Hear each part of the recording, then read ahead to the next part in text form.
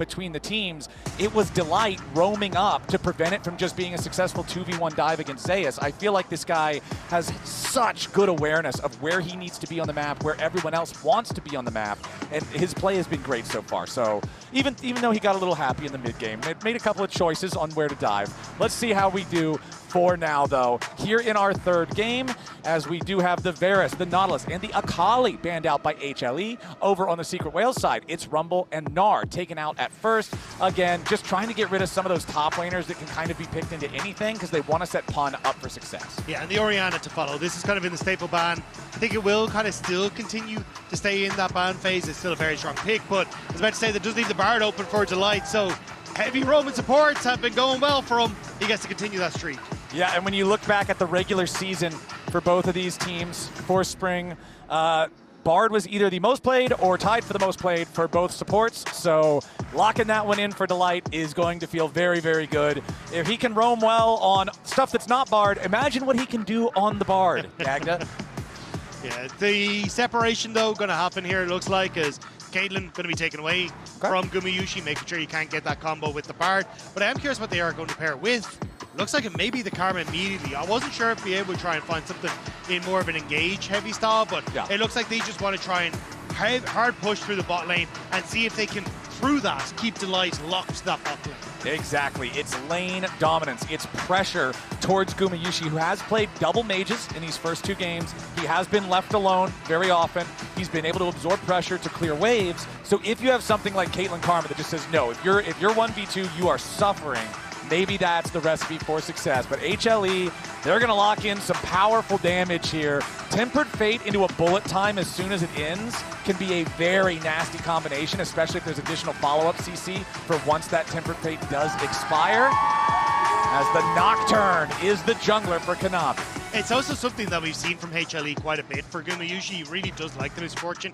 Again, because you get strong laning in the early stages, but also the bullet time can be used defensively for wave clear when he ends up isolated by himself. So definitely something that HLE have a ton of practice with. And now that you're getting that Bard and Nocturne and the ability to start turning off the lights and looking for picks, it looks like HLE definitely feeling like they want to opt into the same strategy we've seen in Game 1 and Game 2.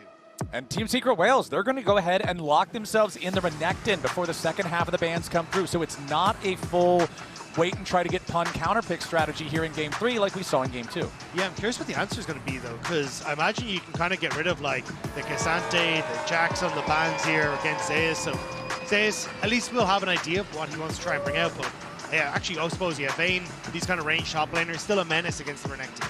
Yeah, these 2026 has kind of been the emergence of solo queues top lane terrors into pro play with the ranged top laners, stuff like Vayne. Anybody who's ever played top lane into Vayne knows that this is not an enjoyable It's also funny because, like, we started to see it towards the end of last year until we got those lane swaps coming through, and then teams were like, I cannot play a Vayne, she cannot survive if she gets dull. So we end up opting in towards, like, the Scion and the tanks and these sorts of things, but now they've been let loose.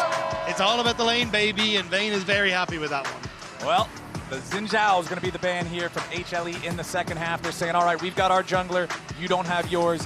Easy spot to target. Again, the junglers being so critical to both of these teams in terms of getting them rolling, making plays, finding success. If you can enable Kanavi and shut down Hizto, you're going to have a good time. Cassante, you already mentioned that as one of those potential bans against the Renekton, and there it is. Still options, though, because, like, ranged, there's still a lot of range carries. Like, you've even seen Zeus bring out things like the Tristana, the Anivia, the Kennen. Like, he is a ton of options, so I don't think he'll be short on things he wants to do, especially if you're talking about, like, at the end of the Tempered Fate, you have the bullet time. Why not add a Kennen ultimate into that mix as well? Does well against the Renekton, but we'll have to see. Is Hizto going to go for the Naafiri? Is one of his most played champions is tied for third most played champions coming in from the regular season. And definitely something he'll be looking to get aggressive on in the early stages. So here's my problem, Dagda. I'm seeing 4 champions. I'm not seeing a mid laner, which is traditionally like a control mage type. And I'm seeing virtually no engage, right? Naafiri can dive into the backline, but that's not CC. The job is to just pop a carry. Renekton, you can stun one guy, but the engage tools are limited on the Secret Whales side, and Mundo locked in. Yeah, I do think it'll be the Galio potentially for DRA in that mid lane. Okay. I've seen that, like, Galio-Naafiri combo But opting in immediately, I think Zeka reading this to the Viktor. Long range makes it a little bit more difficult for the Galio to try and survive or even trade effectively in that mid lane. But the Mundo coming down to the top lane, kind of sick to see, to be honest, as I don't think he can go towards that. There's a Mundo, and that's a lot of AD. Yeah, a full AD comp against Dr. Mundo feels like a little bit of just falling on your own sword in the draft for no reason. So instead, they will leave that Yone off to the side, and Hwei will be the answer. So it's Control Mage versus Control Mage in the mid lane. But again, I have to go back to what I was just saying. Where is the engage on Team Secret Whales? This composition feels like if they're ahead, and you're like at the objectives first, you have the range, you have the zone control with things like Hwei, with things like the Caitlyn traps, that it's difficult for your opponents to check into you. But we're talking about a head-to-head here that HLE has had 4,000 gold advantages at 10 or 11 minutes in both games so far. So building a composition that feels like it only works when it plays from ahead, I'm just going to say, I'm pressing X. I am doubting from what I am seeing from Team Secret Whales here in the draft. I like HLE's draft much better. Yeah, I think it very much depends on like using this Karma to speed up the comp, to try and use that range effectively. Like the Caitlyn and the Hwei can poke from very, very far away. But if you ever fall prey to the Tempered Fate from Delight, or you're behind, that composition becomes very difficult to try and play through. And I think that's basically what HLE are banking on here. You've got the Mundo that can try and run you over. You've got the Nocturne that can guarantee engage. The long-range Tempered Fate onto Hwei makes it easy to catch him. Yep. So there's multiple angles for those picks from HLE to come through. And I have been informed by our producers that this is Zeus's first Mundo in professional play ever. Can we get the comms to see if he was the same as owner and is asking what do these buttons do? Just like, that would be what, great. How do I play my character? Yeah. We're here at MSI, second biggest event of the year. What does my character do? Yeah. It is funny though, because like you go back to like 2014, and there used to be that like Mundo, Shyvana, Renekton top lane trio that was going around. They got like, they got broken by Trundle at one stage, and like it kind of gives me that vibes. But I don't know. I don't know if Mundo can survive as easily against the Renekton as he did back then. You know. Well, the one nice thing though for Zeus is whenever I see somebody playing, a pure tank, something like a Mundo, when you're laning against an AD top laner and the enemy jungler is also AD, your itemization just feels so comfortable because Hwei is not a mobile champion. We're not looking at something like a Talia or a Ryze that can also very easily roam up towards the top side. So, okay, I'm going to build plated steel caps and some armor, and that's pretty much it. Like, you're just going to have a great time. But hey, a reminder, if you are watching MSI, you might as well get rewarded for it. Head on over to lolesports.com, log in with your Riot ID, and watch live for a chance to earn some MSI 2026 drops, maybe even during this game with Zeus' first Mundo. Like a nice done onto Eddie there, but yeah, with the Mundo, like maybe he's just getting prepped for League Classic, Yeah. Reminded of those old days. I do think though the build we'll probably see, because we see it an awful lot of the times, is more so the like, hey, we're gonna go for the early. Why can't I think of the name of it? The bonk, the stacks. The Heartsteel. The Heartsteel. Early Heartsteel. The bonk with the stack. Yeah.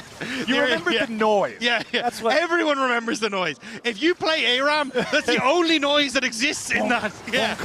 But I think it'll be that, and then the Warmogs is basically the game plan. And once you hit those two items, you kind of just delete a lot of the carries. So if he ever closes the gap, Dire and Eddie just die. Yeah, it's not going to be a great time. Plus, now that we're in this season 2026 with the new starter items, and you're saying, okay, I trust myself to not die early to Renekton. I'm Mundo. You just go with the Doran's Helm for the better scaling, and it's going to be even more of a problem. I don't know if I trust Dire not to die early, though. Zeka very much getting the best of him here.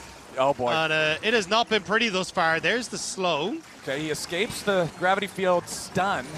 But yeah, D-Ray just barely holding on. And honestly, between games at international events like this, I always like to check the live discussions on social media, see what people are saying. You're a brave man.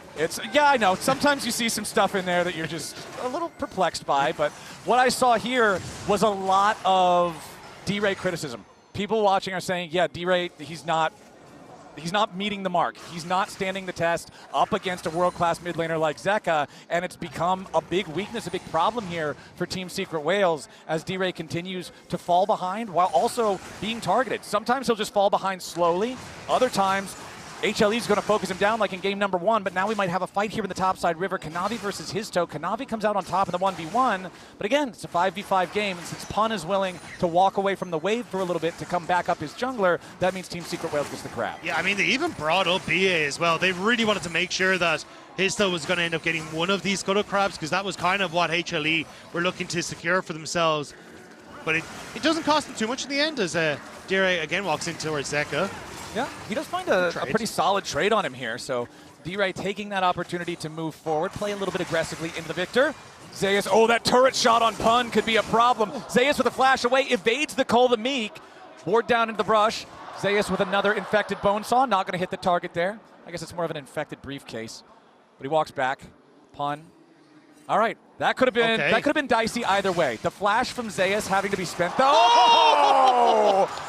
First game Mundo, first blood Mundo. Zeus on the board, 4 minutes and 20 seconds into the game. Definitely not a first time Mundo for Zeus though. Using the creep, if you kill it with the E, it shoots through and ends up getting more damage off. And that briefcase, very well played by Zeus. Even the flash away from the Cold of Week, deny the full heal was perfect. Yeah, that was awesome from Zeus, and exactly what you're saying. Normally you want to play it with the minions in between you and the opponent to not get hit by the briefcases, but the minion gets kicked, the briefcase follows it right behind. You've got 2 projectiles back to back, bam. Pun is dead, and Zeus is off to a good start. Now Kanavi and Delight looking for a 3v2 here in the mid lane. Dustbringer connects onto BA. Flash with the binding. That was a little audacious from Delight. There wasn't really anything to bind him to there, as Hizto shows up, immediately pops the W just for the extra damage, for the extra dogs.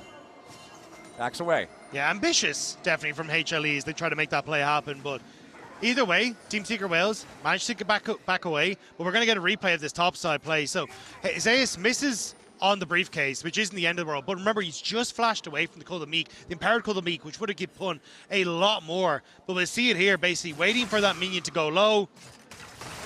Gets the kick through, gets the briefcase after, and Pun falls. Misfortune might be the champ in the game with the double guns, but you can see the frustration right there, because it was that 1-2 shot, both of them just in rapid sequence, one after the other. And that's the kind of moves you want to see, especially since in game number 2, Zeus did not have a very impressive game, right? Pun was the raid boss. Zeus kept kind of trying to do the same thing, creating space, diving in, creating threat, but it didn't work out. But now here in game number 3, Zeus is the first one to step up for HLE. Oh, and he's doing it again. All right, level 7 versus level 7. No ulti spent from either side. Hizto is nearby. Hizto did just hit level 6 though off that Scuttle Crab. Kanavi a little late to try and get towards it. So you can see everything in HLE kind of cools down on that top side once they know the dog is near, and they are just going to back away. And this is oftentimes why we see the Naafiri as an answer into the Nocturne. Nocturne does beat Naafiri in the early stages, but it's about having access to that ultimate and being able to match some of the plays from the Nocturne whenever he goes for these dives, or even having more pressure on the map than the Nocturne. Right. It's not like Hound's Pursuit will have the same range as Paranoia, but it's still a much longer range opportunity than most other alternatives. Plus, it's just fun to play a big, silly hot dog. So HLE, they're off to probably their slowest start yet in this series. But right as I say it, Delight shows up. Here comes Kanavi. The fear is about to find the mark.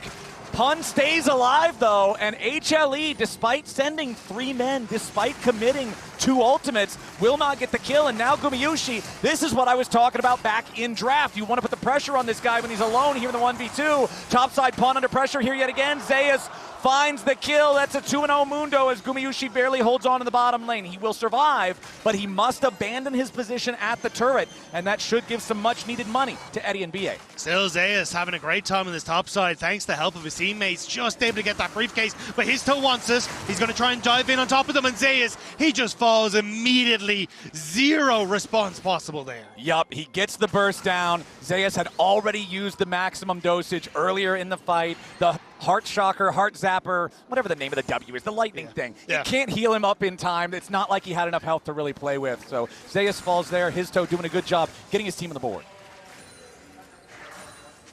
Still, I think for HLE, like, you're getting kind of good push on the map, right? Zeka very much in control over the mid lane. Zeus has still got that lead in the top side. And with Dragon now up and available, I think that's where we'll start to see HLE trying to make some sort of plays happen.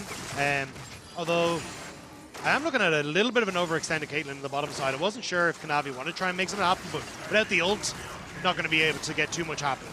This is by far the best early game from Team Secret Whales in the series, right? They're 500 gold behind, but their opponents have not taken any neutral objectives. The Grubs and the Dragon are still standing.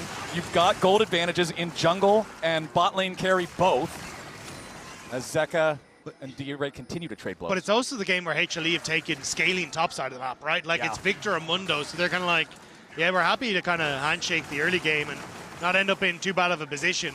And even here, still Zeka fishing for more.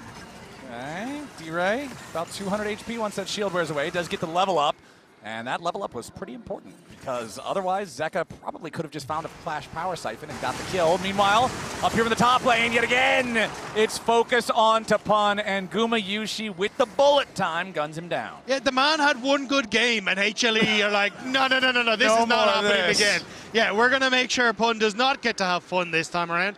And kill on top, got the Void Grubs, and now they're pushing in on towards this top lane as well to get some plates for Gumayusi.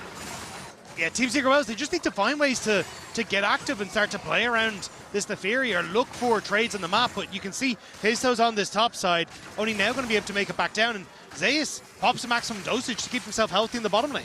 Yep, and he knows that he has his passive ready, and he just uses it to step on the trap, pick the canister back up, and it's an easy way to try to disarm some of these Caitlyn traps that would be a much bigger headache for a lot of other champions. Still 500 gold lead is all that can be said for HLE though, so like you're saying, it will be slower, they do want to scale, but Team Secret Whales I think are going to have an opportunity in this game that they haven't had in the previous games. Oh man, did I just curse it? I think I might have just cursed it. Eddie, targeted now by Delight, but no, D-Ray shows up in time, it's Gumayusi in danger! And D-Ray gets the kill. Okay, I didn't curse it. Team Secret Whales are going to have an opportunity in this game that they haven't in the first two to play from a relatively even game state in the mid game. Yeah, especially Eddie, actually, who's going to have a decent lead for himself as they take this tower. Didn't quite get the kill, but the CS lead, the plates, like, you now have a Caitlyn that's in a decent spot. And yes, D-Ray is going to fall behind here off this play because he ends up abandoning that wave mid and also loses a bit more as Hizto, yeah, just going to be able to back away. But still, in the grand scheme of things, Team Secret Whales now have a win condition to play through. Exactly, and that's something that has not been the case so far in this series. I mean, you could say technically that there was a win condition in game number 2 because of the way that the fights were so sloppy and Pun kept having these highlight reel moments. But anytime you looked at the scoreboard, the gold lead was still 8,500. Right, it's still one of those things that it's like a fake chance at winning. But meanwhile, Kanavi and Delight got to be careful. They're trying to invade yet again, and Kanavi gets caught. Hizto with the kill, and Team Secret Whales are up to a 1,000 gold lead. They're not done. This is the biggest lead they've had so far in the series. Gumayusi trying to get away as the Hound's pursuit arrives. The Dark and Daggers follow. Delight is nearby to try to protect his carry, but he cannot do it. Now BA's arrived, and Delight might be the next to fall. D-Ray's ready to follow it up. And it's just chain death. 1, 2, 3. Team Secret Whales line them up and knock them down. Hold on a second. Team Secret Whales getting some life in them in this series. The kills in the bottom lane, they have Eddie covering mid, and now getting some of those kills on towards D-Ray as well means that the goal that he'd lost helping out bot lane has now been retributed a little bit on this play. Still Pun struggling in this top side, but a big win across the board for Team Secret Whales. Yeah, and this is what we were talking about at the top of the day, right? Both of these teams with these aggressive junglers that really are the engines for making plays happen and getting things done. This has been Hizto's best early performance by a long shot. 3-0-1 here on the Naafiri, 4 out of 5 kill participation. He's on an assassin jungler and he's fed. This feels great. And it's kind of the first game where he's had a chance to really have an impact, right? It feels like the games have already gone sideways before he can really get involved with them, thanks to the light roaming in game number 1 and game number 2. So as this game has been a little bit more settled and the lanes haven't just exploded from the get-go, finally Team Secret Whales starting to get a bit of control. We'll have to see if they can keep it up though. They still have a dragon to their name, a minute 20 until the next one. You're starting to get those first island completions, which is big for them. But it is going to be a test then around some of these objective setups, how they continue to operate. I mean, I'm from North America. I've seen this time and time again. You get ahead of a Korean team, you disrespect how good they are at macro, and the lead falls apart in the mid game or the late game. I mean, you and I both experienced this pain in play-ins as our regional representatives had massive leads against T1, fumbled those leads, ultimately ended up losing the game, and that's the trick against playing against these top Korean teams compared to anyone else. You've got to stay sharp. You've got to have the right positioning around the map and have that macro knowledge, or these individual leads are not going to mean what they should. But it looks like Team Secret Whales, they know where they want to be right now. Gumayusi is the target. Hizto keeping Kanavi away, and Guma is just picked off. Hizto jumping in after Kanavi now.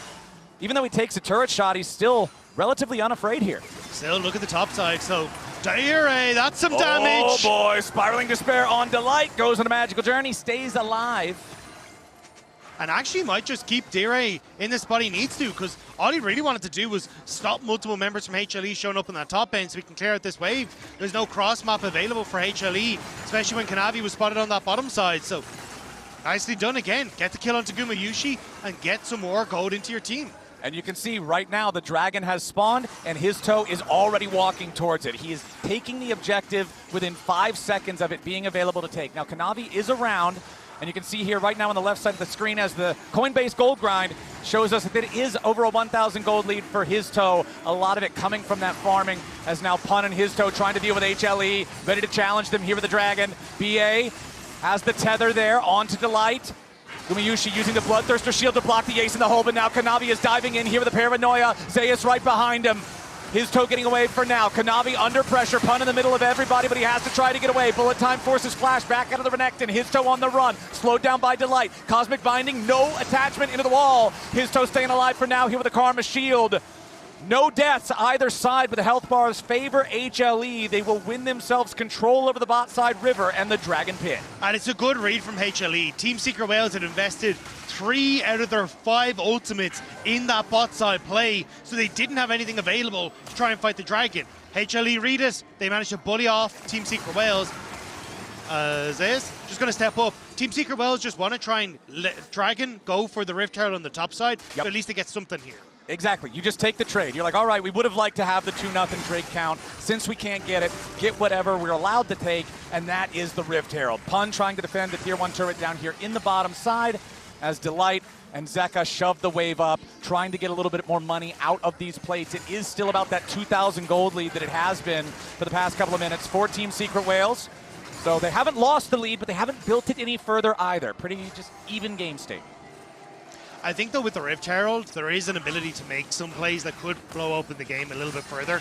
Like, you've got low mid turret, you've got a low top side turret as well, and with the resets about to come through, I think this could be the timer for Team Secret Whales to crack open the mid lane turret, and with that down, it becomes significantly more difficult for you to then protect that top lane, especially if you push mid, immediately rotate up there as Team Secret Whales. All right, Hizto just drives it straight on in. No fancy drifting occurring. We've seen some mistakes with that in the past. Not going to run any of that risk, as Eddie with the extra range on the Caitlyn will shoot down that tier 1 turret in mid. Brings this up to a 2-0 turret advantage for Team Secret Whales. And with the advantage that Eddie has, it's much easier for him to keep control over mid-wave, enable them BA to start to roam top, same with Hizto as well. And if Zeka is actually the one defending this top lane turret, I'm a little bit more scared for HLE, as it's much easier to take down Zeka on a dive than it is someone like Zeus. All right, speaking of dives, Pun is the name of the game yet again. HLE trying to make their move. They're bringing in a TP as well. They turn it back over towards BA, who wanted to try to save his top laner, but instead will just die before him. Now it's a 4v1 against Pun, and he's going to go out too. Zeus takes the kill on the Mundo, brings this game back up to a 5-6 difference. And that means it's only a 1,000 gold deficit here for HLE as they make the move in the top lane. I respect what BA wanted to do, trying to help Pun, but HLE just send more men. It's a 4v2. It goes exactly how you'd think. Yeah, they beat them to the punch. We just talked about how Team Secret Whales want to try and push mid into top, but Hizto, oh, he's okay. Yep, he's fine. Just jumps back over the wall there with the Eviscerate, and now Kanavi and Delight recognize, hey, that was kind of our one cheesy attempt. They get away for now. Zeka has to continue his own retreat, does not want to be caught by the dog. Yeah, but this is kind of what we talked about, is like the fallback plan that we saw in Game 2 from HLE, which is just, we're better on the map. So even though we've started to see Team Secret Wells get control, well, it's actually been HLE who were able to beat them to the punch in top lane. Now they're shifting Zeus in towards mid to guarantee push here, let the reset come through for Gumayusi, and then once more start to dive in towards getting vision in the Team Secret Wells jungle. And Zeus with that Warmogs completed first alongside his Bramble Vest just for the general, you know, trading power against Renekton with the Grievous Wounds.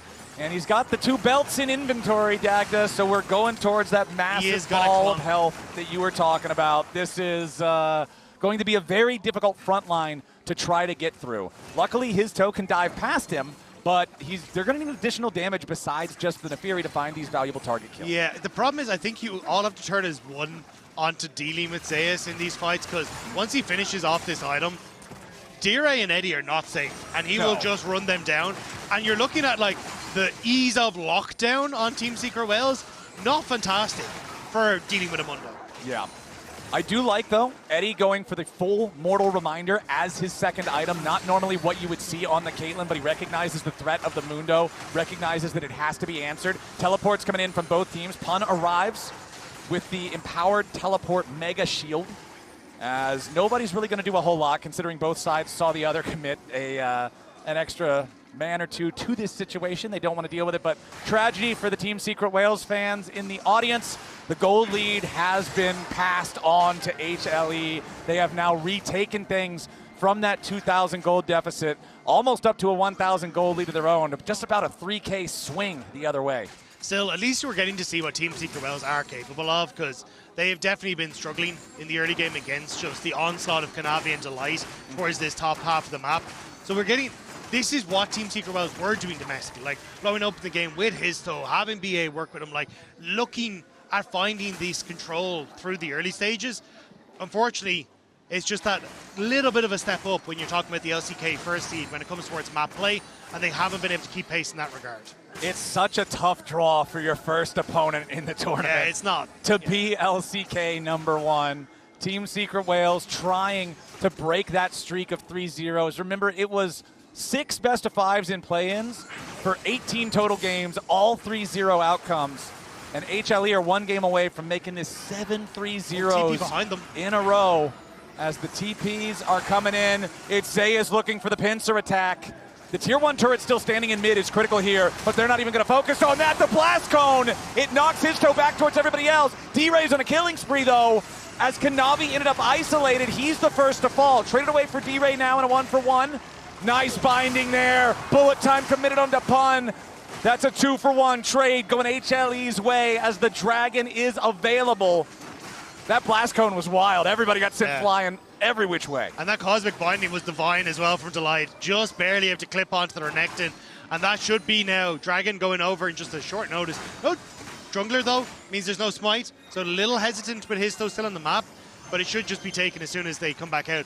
The confidence though from HLE, understanding Zeus is massive at this point. So he's happy to just TP into the backline and try and set up for the play alongside Kanavi. And Zeus is a couple minions away from level 15 on the Mundo. Remember that the 3rd level of maximum dosage is a massive power spike for this champion. Level 16 Mundo is just such a raid boss. Pun is barely level 13. So I think that give him a little bit more time, and Zeus is just going to be utterly unanswerable. Yeah, it's when the Alois TikTok filter comes over the screen for us, and immediately it just starts going push. Yeah, this is the moment. We're still a little bit away from this, but it feels a bit inevitable that we're going to get that from Zeus here, because you can see the TP kind of gives up the ghost here a little bit as Team Secret Wells try and back away as they spot that Zeus is there. But the Temper Fate doesn't really connect, but the Blast Cone sends people every which way. Hizto still able to get out over the top side, but it's Dire who ends up playing with his life as Zeka flashes over the wall, finish him out. And look at the connection in this from Delight. Barely getting that through. Really well played by the Bard. And then the follow-up damage there from Gumayusi's Misfortune. Now up here on the top side, Kanavi diving in yet again. D-Ray's already down. Hizto trying to get himself out with a call of the pack to drop some of that aggro. Gumayusi's made his way into the fight. Bullets being traded between the 80 carries. Kanavi jumps over the wall trying to get himself to safety. Hizto does get the kill with a bleed on the Dark and Daggers. Re-diving into the back line, but no, he cannot finish Zeka and that means that Hizto ends up giving his own life for it. It's a 2-for-1, favoring HLE, and Dagda, they're now up 3,000 gold. Yeah, it gets a little funky as Team Secret Well is managing to get one back, but still, this is a HLE playing so well, just pushing waves, looking for picks, getting into the face of Team Secret Wells, and it's this like small brick by brick, take the jungle, take a little bit more gold here and there, and you can see it's not just one swing, it's the incremental increases on the gold graph there, or the win probability there, powered by AWS. 2,500 gold lead HLE. 1 dragon to 1, so at least it's not like they're stacking towards an imminent soul that their opponents are going to feel immediately pressured to try to deal with. But it's nearly a 2K lead individually for Zeus, over a 1,000 lead for Zeka now. The name of the game is solo laners for HLE. Yeah, but if you remember in game 1, like, they didn't have inhibitor turrets at this time of the game. Like, the game was nearly over at this point. So, like, yeah. I mean, massive turnaround for Team Secret Wales. Definitely have to keep far more control. And honestly, like, HLE have been a little sloppy at times in this game. They've definitely been having a bit of fun with it. We'll have to see, though, as they now start to push in their side lanes. It feels like kind of a switch is being flipped a little bit here for HLE. And the first 3-item power spike in the game is there for Zeka. The Shadow Flame now done. He's got Shadow Flame, Luden's Echo, and Chovy Belt. There's nothing that anybody can feel safe if this guy's coming at you with his full burst ready to go. Like, even Pun is the tankiest member on Team Secret Wales, right? There's no true tank on this team. Tankiest thing you've got is a Renekton, but even he has to respect the damage from this Viktor on Zeka, who is halfway to level 16. Now we got the dive up here from the top side yet again, and once more, they just look at D-Ray. See D-Ray, kill D-Ray. That's the name of the game for Kanavi, as Hizto wants to try to return the favor onto Gumayusi. Goes forward here with the Eviscerate. Bullet time, trying to fight back. Guma falls. Hizto finds a very important pick there in the mid lane. Yeah, Kanavi says anything you can do, or Hizto says anything you can do, Kanavi, I can do as well. Immediately jumps on towards Gumayusi. A little closer than I expected with the bullet time, doing some good damage on towards the dog, but still kind of just puts us back where, sure, you get the pick for Team Secret Wales, but you're losing waves on the top side. You got some more turret plates for HLE, so it's again just a little bit more gold back in HLE's favor. And the big difference, again, I'm looking at the levels on these solo laners. D-Ray is just now level 14. Pun just now level 15. Zeus is a full level ahead of Pun. Zeka is almost 2 full levels ahead of D-Ray. This Viktor that's already fed that I was talking about, now with another needlessly large rod in inventory, is about to... Okay, he hits his level 16 power spike before I finish the sentence. So now it's double level 16 solo laners with a little over a minute on the clock until the next dragon spawns. This is scary for Team Secret Wales. The setup, though, not quite here for Team Secret Wales. You can see they're quite worried about trying to push in towards River, especially when they don't know where Zeus is. Well, a little bit of trading between junglers here. Teleport about to arrive. Delight did use the Tempered Fate to no great effect. Yeah, there's been a couple of swings and misses with them, but once Zeus is here, you can see Team Secret Wales just have to back away. Yeah. And it's more about fighting over the control for this dragon, as you pointed out, in 35 seconds. And Team Secret Wales just aren't allowed to enter River. If they can't, like, walking into this comp dark that HLE has is not going to be a fun time. All right, Zeus trying to contest for Gromp control. HLE going to secure themselves that enchanted Scuttle Crab as... Yeah, the control over the dragon area just means that this is problematic for Team Secret Wales, but you can see the pings coming out from HLE on the Baron Pit. They're saying, look, if there's any play that the Wales try to make here, it's going to be looking to sneak that away. Teleport coming in, though, from Team Secret Wales. HLE are going to see Pun off to the side here. They don't want to overcommit onto the Renekton. But that was the thing, that shield, that 10-second shield was kind of needed from Pun to enter into this. Ooh. Now, Pun spotted. Yeah, Pun with the Dominus trying to charge up some fury. He jumps in the middle of everybody, but Pun is already gone. It's a 5v4 as now Kanavi's ready to pop the paranoia. Zeus chasing after the remaining players here on Team Secret Wales. Eddie tries to get away, but Kanavi jumps on top of him here with the ulti. Zeka's already unstoppable. D-Ray will fall right behind him. Hizto jumps in the middle of everyone. Tries to get a kill here with the Hound's Pursuit, but it's a magical journey as HLE will chase down the enemy jungler and get themselves a triple kill to Zeka and a 4-for-0 trade. You just don't have the front line on Team Secret Wales to enter into these positions. Pun reset to pick up his second item, but it doesn't mean he's actually able to get through here. With that TP, they basically needed to use that max health shield to force the play. But the change from 30 seconds to 10 seconds means that it's disappeared on Pun. He immediately gets turned and focused by HLE, and Team Secret Wales are now so out of position. HLE know it. Delight uses the Tempered Fate to force the flash, which means there's no escape for the Caitlyn as Kanavi goes in, and HLE just chased down everyone on this. And I love the use of that Tempered Fate to force the flash while Nocturne is in torpedo mode. Yeah. It means that there's no way that the Caitlyn can wait until Nocturne collides and then flash away after. Just a nice 1-2 punch there. HLE gonna earn themselves their Red Bull Baron power play from that. They will earn themselves a 7,500 gold lead. The Dragon's still on the map because it doesn't matter. That became a low priority after they had the opportunity to go for that fight. Yeah, and you can start to see, like, looking at the items, it's kind of like today. Rabadon's Death Cap just completed for Zeka. Zeus is monstrous in that top side. And like Gumayusi, it's kind of been kept pace with by Eddie. And Eddie is starting to kind of turn the corner here as Caitlyn, where you can get some good damage off, but it's just your front line isn't surviving long enough to let you get that damage off. I mean, you've got a Karma support, and then your front line is an Assassin Dog and Pun on a Bruiser who's 3,000 gold behind. Yeah. It's not a very big wall to have to climb over for HLE, and they're not too worried about the wall of enemy inhibitor turrets either. HLE going for what could be the end of the game here. Nice Tempered Fate, catches out Eddie. Kanavi's ready to follow it up. Potential pressure on Gumayusi, but no, he's already killed Pun off. Kanavi getting away here with a flash as Zeus is underneath the turret, and he does not care. Everybody on Team Secret Wales will find themselves torn asunder. A double kill for Zeka, and HLE will end this game in one fell swoop. They march on to the Nexus, and they will find another clean sweep here at MSI 2026. They will defeat Team Secret Wales 3-0. Team Secret Wales got a couple of punches in, but it's the knockout blow from HLE, 3-0. They will take down the LCP first seed, and yeah, HLE, they're a scary crew. There's a reason, I said it earlier, I'll say it again, there's a reason a lot of people have this team as their pick to be favorites to win the entire thing.